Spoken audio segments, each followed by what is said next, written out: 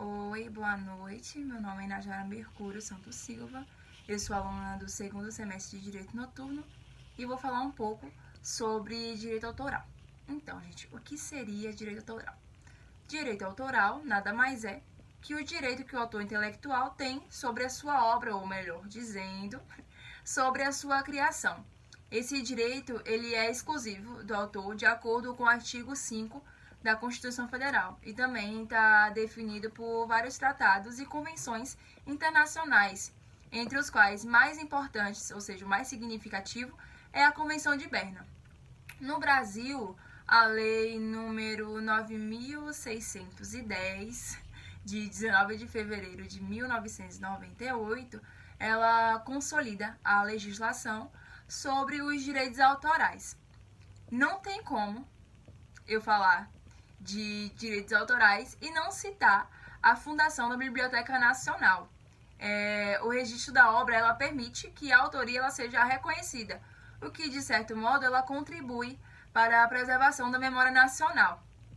Uma das missões da Fundação da Biblioteca Nacional, por meio da Lei de Depósito Legal, Decreto número 1825, de 20 de dezembro de 1907.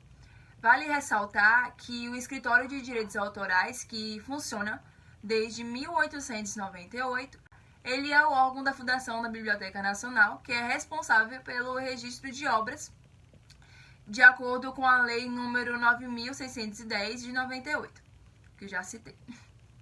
A violação de direitos autorais, ela constitui crime, com pena prevista de detenção de 3 meses a 1 ano e multa também, tá?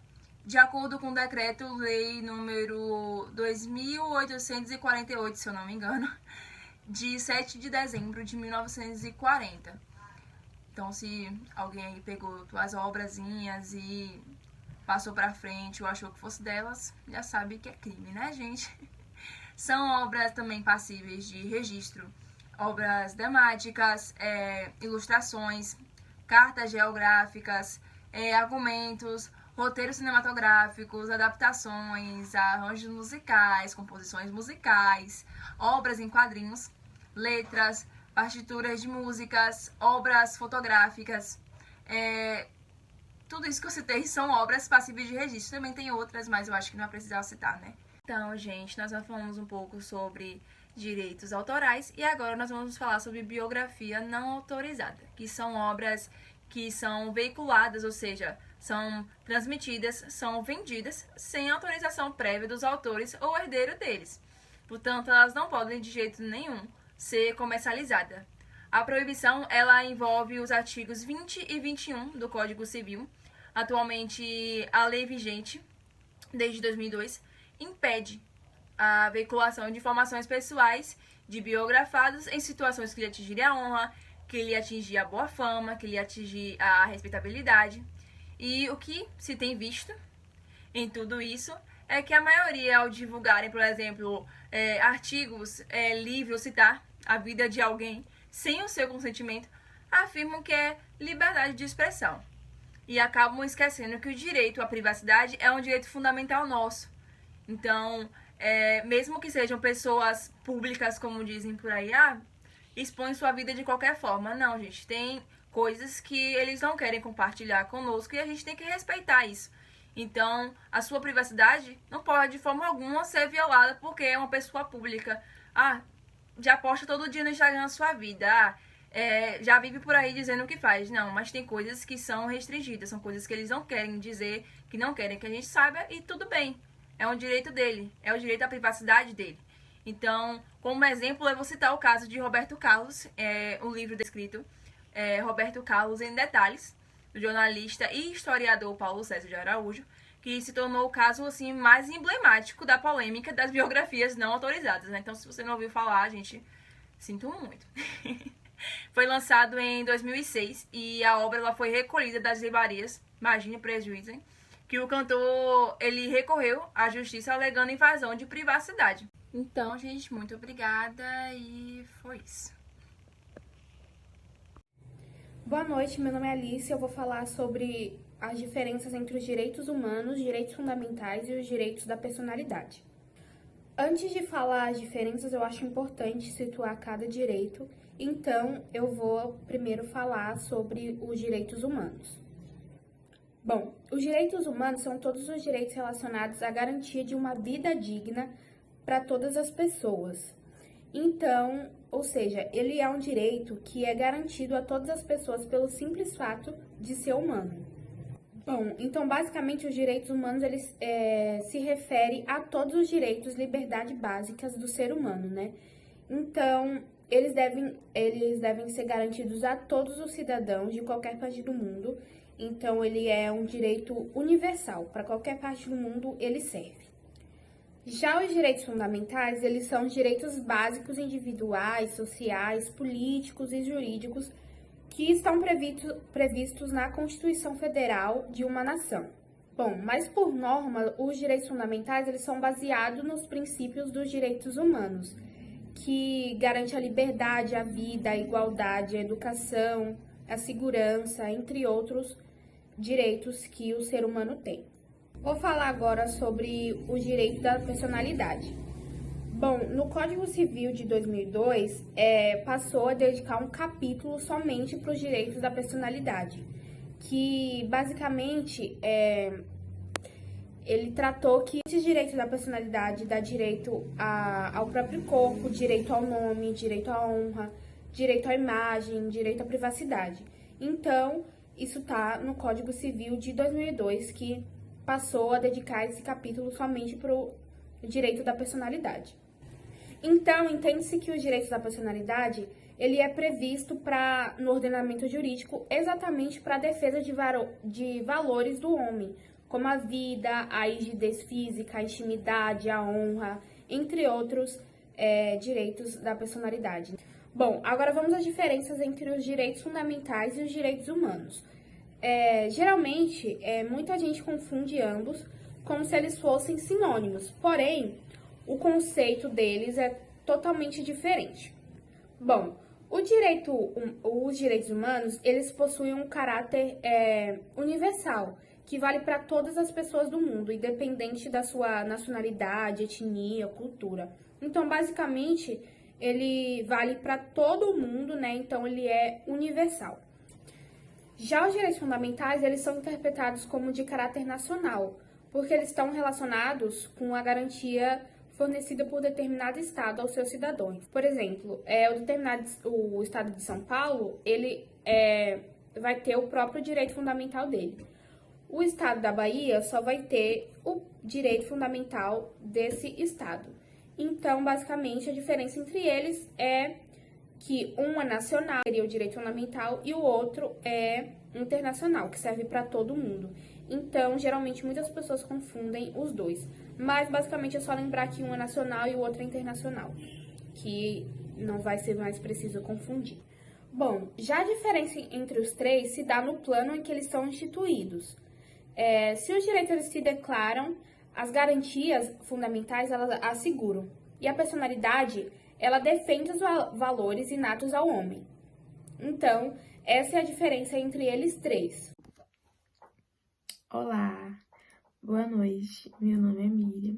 Irei falar hoje um pouquinho para vocês sobre a decisão do Supremo Tribunal Federal sobre publicações de biografias não autorizadas. Sendo assim, um projeto de lei número 393 de 2011, no qual visava alterar o artigo 20 do Código Civil, dizendo que era desnecessário, no caso, a autorização prévia de um indivíduo sobre suas imagens ou algo escrito de sua autoria, sendo que sob o argumento de que a aplicação desse artigo seria um resquício da época ditatorial, sendo que restringia o direito à informação e também à produção cultural. A alteração do artigo 20 do Código Civil, ele é todo contrário ao ordenamento jurídico. Por quê?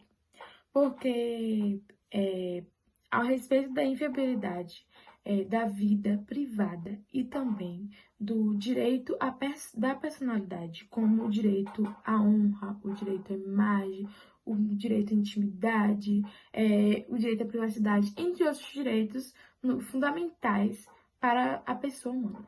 Sendo assim, chegou a ser pauta no Supremo Tribunal Federal por meio de uma ação direta de inconstitucionalidade de número 4.815, por sua complexidade, no qual envolvia ali dois direitos garantidos constitucionalmente. Sendo assim, o STF julgou no qual não precisava a exigência de uma autorização prévia dos biografados, no caso, para as publicações da biografia. O tribunal, por unanimidade e também nos termos do voto da relatora, a ministra Carmentas, julgou o precedente. O pedido da formulação direta, no caso, para dar interpretação, conforme a Constituição, aos artigos do Código Civil 20 e 21, sendo assim, sem redução de seu texto, e também declarar inexigível todo o consentimento da pessoa biografada, relativamente por suas obras literárias, suas obras biográficas ou também audiovisuais. Sendo assim, gente, sendo igual de necessária a autorização de pessoas retratadas como coadjuvantes, ou seja, de seus familiares, em caso de pessoas falecidas, no caso. Eu me chamo Rodrigo, venho aqui abordar um pouco sobre a legislação do direito autoral no Brasil. E em meio à literatura jurídica brasileira, né, e historicamente, o direito autoral no Brasil ele ficou conhecido em 3 etapas. Né? Começa por 1827, pela lei de 11 de agosto de 1827, quando se inicia a segunda etapa, em 1916, lei de 3.071, de 16 de janeiro de 1916, pelo Código Civil, e a terceira etapa, né, a Lei 5.998, de 14 de dezembro de 1973. O primeiro marco legal sobre o tema foi a Lei de 11 de agosto de 1827, responsável pela criação dos primeiros cursos de ciência jurídica no Brasil. O referendo do ato normativo, do artigo 7, estabelecia os direitos autorais dos professores sobre o material produzido para as cadeiras dos cursos pelo prazo de 10 anos. A Constituição Republicana de 1891 garantiu expressamente os direitos autorais, porém ainda de uma forma genérica, né? Contudo, foi durante a sua vigência que promulgou a primeira lei específica acerca do direito autoral no país, a saber, a Lei 4.096 de 1988, né? Também denominada como Lei de Medeiros e Albuquerque, nome do seu relator. Destaca-se que essa lei ela foi inspirada já nos preceitos da Convenção Internacional de Berna, de 1886. Né? A comunicação, ao longo do século XIX, ensejou a promulgação de vários atos normativos e leis expansas, as quais buscavam conferir, na medida do possível, atualidade à proteção jurídica dos direitos autorais. Porém, foi por meio da Lei 5.998, de 14 de dezembro de 1973, que houve a publicação do primeiro estatuto sobre o tema, com o objetivo de consolidar toda a legislação então expansa em um texto único de fácil manuseio. Sua revogação, em quase sua totalidade, somente ocorreu quando da aprovação pelo Congresso Nacional da Lei 9.610, de 19 de fevereiro de 1998, também chamada de Lei dos Direitos Autorais, conhecida como LDA, cujo objetivo exposto em seu artigo 1º, essa lei regula os direitos autorais, estendendo-se sob esta denominação os direitos de autor e os que lhes são conexos. Em atenção aos acordos e convenções internacionais, do quais o Brasil é partícipe, a nossa legislação determina a proteção da lei aos estrangeiros domiciliados no exterior, desde que haja reciprocidade na proteção dos direitos autorais ou equivalentes aos brasileiros ou pessoas domiciliadas no Brasil. Artigo 2º, parágrafo único da LDA. É preciso destacar que a Constituição Brasileira de 1988 concedeu uma nova dimensão ao caráter constitucional dos direitos autorais, os quais foram previstos no artigo 5º, inciso 27 da Constituição Federal, ao lado das demais garantias individuais. Olá, me chamo Eduarda Moura e vou falar um pouco sobre os direitos autorais. Bom, o que são direitos autorais? Todos os produtos literários, científicos e artísticos são fruto do esforço técnico e intelectual de alguém, e por isso são protegidos por lei, garantindo que os autores tenham total propriedade sobre suas obras e o destino delas. Os direitos autorais podem ser divididos em duas partes: direitos morais e patrimoniais. Os morais estão relacionados ao reconhecimento da autoria das peças e, por isso, são inalteráveis e intransferíveis. Os patrimoniais, que dizem respeito ao uso comercial de tal e ao contrário do anterior, eles podem ser alterados e transferidos para outra pessoa ou instituição. Consequências de violar esses direitos. É bem comum pensar que, por se tratar da internet, violar esses direitos não causará nenhum problema, até porque você já viu várias pessoas dizendo isso. Mas como a sua mãe já dizia, né? Não é porque o coleguinha pulou no buraco que você deve pular também. E ela tinha toda a razão. Nesse caso, pular no buraco significa arriscar ser processado pelo autor da imagem, podendo ser obrigado a pagar uma multa considerável e ainda sofrer algum tipo de pena de detenção. Não é bem ficar em regime fechado, mas já é bem assustador, não é mesmo? Além disso, precisaria retirar a peça de circulação ou dar o devido crédito ao seu criador, fora ter que ficar com a reputação manchada se a situação se tornar pública. Depois de saber de tudo isso, tenho certeza de que vai repensar sobre aquela imagem incrível que achou no Google e cogitou usar para ilustrar o seu blog. Tipos de direitos autorais. Para evitar todas essas complicações que mostramos anteriormente, o primeiro passo é compreender melhor quais os tipos de direitos autorais existem e como funciona. O copyright garante ao autor propriedade exclusiva em relação ao uso, reprodução e comercialização de uma obra. É o famoso todos os direitos reservados, que de vez em quando vemos por aí. Para que uma outra pessoa possa utilizar de materiais identificados dessa forma, é necessário pedir uma permissão de uso, que geralmente funciona apenas em tempo determinado. Copyleft, usada quando o produtor permite que terceiros usem, modifiquem ou melhorem os seus materiais, desde que tudo que foi criado a partir deles continue com essa mesma permissão. Ou seja, uma fotografia copyleft deve ser modificada, mas essa nova versão deve permanecer com direitos abertos para garantir a liberdade criativa, lembrando que essa licença não permite o uso comercial e requer atribuições ao autor original.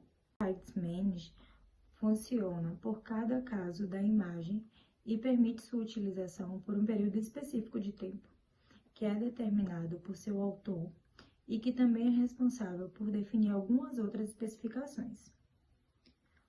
Royalty Free, mais usada pelos grandes bancos de imagem, e ela permite o uso ilimitado por tempo indeterminado ou indefinido e com modificações livres na imagem, desde que se pague pelo seu uso.